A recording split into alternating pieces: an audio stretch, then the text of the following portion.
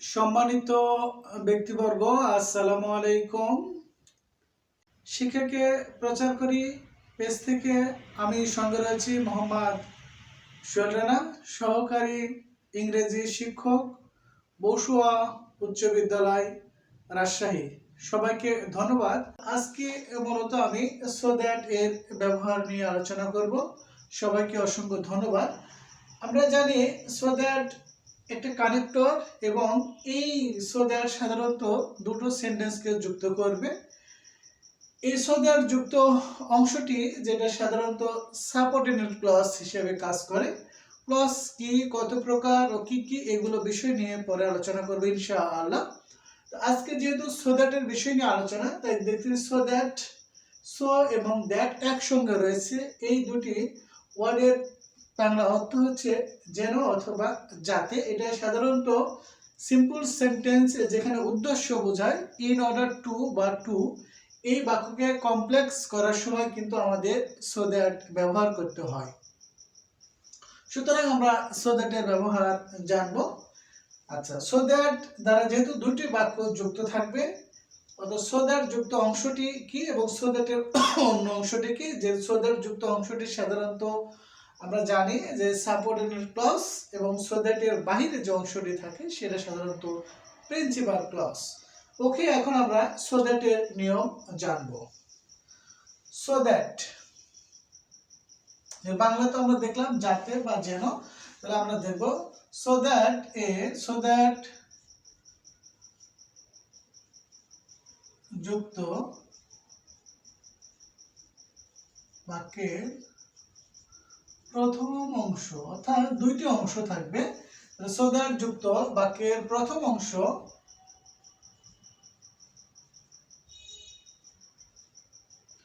Present tense হলে এর পরের অংশ, অর্থাৎ পরের অংশে আমাদের যেহেতু কমপ্লেক্স সেন্টেন্স, তাই আমাদের কিন্তু সাবজেক্ট লাগবে। সো দ্যাট যুক্ত বাক্যটি যদি বলা হয় কোন ধরনের বাক্য, তাহলে এটা নির্দ্বিধায় আমরা বলবো কমপ্লেক্স সেন্টেন্স বা কমপ্লেক্স বাক্য। আচ্ছা, তাহলে দেখি প্রেজেন্ট টেন্স হলে পরের অংশে সাবজেক্ট, যেহেতু কমপ্লেক্স সেন্টেন্সে উভয় পাশে দুটি সাবজেক্ট এবং দুটি ফাইনাইট ভার্ব লাগবে। সো দ্যাট এর পরের অংশে আমাদের কি লাগতেছে, এখানে সাবজেক্ট প্লাস, যেহেতু প্রেজেন্ট টেন্স হলে আমাদের বসবে ক্যান অথবা মে। আমরা জানি ক্যান বা মে যেহেতু মডাল ভার্ব, তাই মডাল ভার্বের পর সবসময় মূল ভার্ব বসে, যার জন্য এখানে আমরা V1 ভার্ব ব্যবহার করব প্লাস অন্যান্য, এইটা কেমন অন্যান্য। ওকে, এখন আমরা কিন্তু দিয়ে শিখব। কিন্তু সো দ্যাট এর প্রথম অংশ পাস্ট টেন্স হলে এর পরের অংশে সাবজেক্ট প্লাস, যেহেতু পাস্ট টেন্স হলে ক্যান এর পাস্ট ফর্ম হচ্ছে কুড এবং মে এর পাস্ট ফর্ম হচ্ছে মাইট, প্লাস যেহেতু মডাল ভার্ব, এটাও মডাল ভার্ব, যার জন্য আমাদের এখানে V1 বসবে প্লাস অন্যান্য। যেহেতু আমরা রুলস দেখতে পেলাম, এখন তাহলে আমরা এটার উদাহরণ দেখলে আমাদের কিন্তু এটা সহজ হয়ে যাবে। সবাইকে অসংখ্য ধন্যবাদ। আমরা জাস্ট দেখতেছি যে সো দ্যাট এর যে নিয়ম, সেটা মূলত দেখলাম যে সো দ্যাট দ্বারা সাধারণত দুটি বাক্য যুক্ত থাকবে এবং এটা কমপ্লেক্স সেন্টেন্স তৈরি হবে, যার জন্য সো দ্যাট এর প্রথম অংশ যদি প্রেজেন্ট টেন্স এর যে কোনো একটি ফর্মে থাকে, তাহলে আমরা পরের অংশে অবশ্যই সাবজেক্ট প্লাস ক্যান বা মে প্লাস মূল ভার্ব ব্যবহার করব। কিন্তু সো দ্যাট এর প্রথম অংশ যদি পাস্ট টেন্স হয়, হ্যাঁ পাস্ট টেন্স, প্রথম অংশ পাস্ট টেন্স, সো দ্যাট এর প্রথম অংশ পাস্ট টেন্স হলে এখানে কথাটা হবে হলে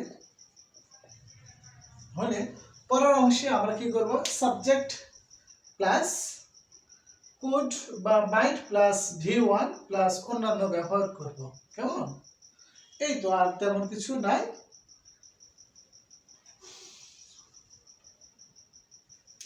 এখন আমরা যদি উদাহরণ দেখি তাহলে একটু সুবিধা হবে। আমরা যদি লিখি যে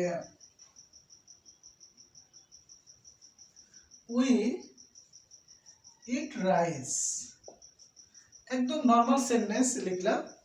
এই বাক্যটা জাস্ট একটা অ্যাসার্টিভ সেন্টেন্স এবং এখন পর্যন্ত সাধারণত অ্যাসার্টিভ সেন্টেন্স রয়েছে এবং এটা প্রিন্সিপাল ক্লজে রয়েছে। এইখানে যদি আমরা সো দ্যাট ব্যবহার করি অথবা পরীক্ষায় যদি এইভাবে আসে সো দ্যাট এর পরে এখানে ডট ডট, তাহলে এটা কিন্তু কমপ্লিটিং সেন্টেন্স হিসেবে কাজ করবে। কেমন?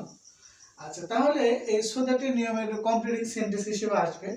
আবার এই পাশে সাবজেক্ট বা সব আইটেম ব্যবহার করা হয়েছে, মাঝখানে ফাঁকা দিয়ে রাখছে, তাহলে এটা কিন্তু কানেক্টর হিসেবে কাজ করবে। আবার সো দ্যাট এর পরে এখানে সাবজেক্ট দিয়েছে, বক্সের উপরে কিছু ভার্ব দেওয়া হয়েছে, তাহলে ওই ভার্বটা যদি পরীক্ষা আসে সেটার নাম হয়ে যাবে right from of the verb. এবং ইন্টারমিডিয়েট পরীক্ষায় সাধারণত ব্র্যাকেটের মধ্যে ভার্ব দেওয়া থাকে। আসলে আমরা ওগুলো নিয়ে পরে আলোচনা করতে পারবো, অসুবিধা নেই। এবং সো দ্যাট যেহেতু আমরা নিয়ম শিখছি, এটা একটু দেখার চেষ্টা করি। তাহলে আমরা দেখতে পাচ্ছি এটা একটা কনজাংশন, এখানে সাপোর্টেড প্লাস এবং কনজাংশনে কাজ করছে এখানে। তো এটা যেহেতু প্রেজেন্ট ইনডিফিনিট টেন্স, যেহেতু মূল ভার্ব রয়েছে, তাহলে আমাদের পরের অংশে আবার সাবজেক্ট দিতে হবে। সাবজেক্টটা হয়ে যাচ্ছে এখানে উই, তারপর আমরা এখানে ক্যান ব্যবহার করব অথবা এখানে আমরা মে ব্যবহার করব। কেমন? দেওয়ার পর এখানে আমরা কি ব্যবহার করব? জাস্ট মূল ভার্ব। তাহলে এখানে আমরা যে কোনো একটা মূল ভার্ব ব্যবহার করলে কিন্তু আমাদের মিনিংফুল হয়ে যাবে। যেমন উই ইট রাইস, আমরা ভাত খাই, সো দ্যাট যাতে উই ক্যান বা মে ডু এভরিথিং, যেন সব কিছু করতে পারি, অথবা লিভ, এরকম কোনো কিছু ব্যবহার করতে পারবো।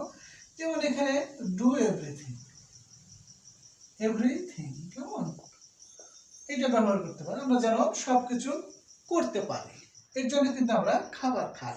অথবা আমি এখানে যদি ডু ব্যবহার না করে এখানে যদি আমি অন্য একটা যে কোনো ভার্ব ব্যবহার করি, যেমন এখানে যদি আমরা লিভ ব্যবহার করি, লিভ, যেন আমরা বাঁচতে পারি, তাহলে লিভের সঙ্গে তার এভরিথিং দেওয়া আছে না, উই বা উই ক্যান বা লিভ, আমরা যেন বাঁচতে পারি। কেমন? এইটা ব্যবহার করতে পারবো। এই কেমন? অসংখ্য ধন্যবাদ। তাহলে আমরা মনোযোগ দেখলাম সো দ্যাট এর প্রথম অংশ যদি প্রেজেন্ট টেন্স হয়, তাহলে সো দ্যাট এর পরে সাবজেক্ট ক্যান অথবা মে, এর মধ্যে যে কোনো একটা ব্যবহার আমরা করব।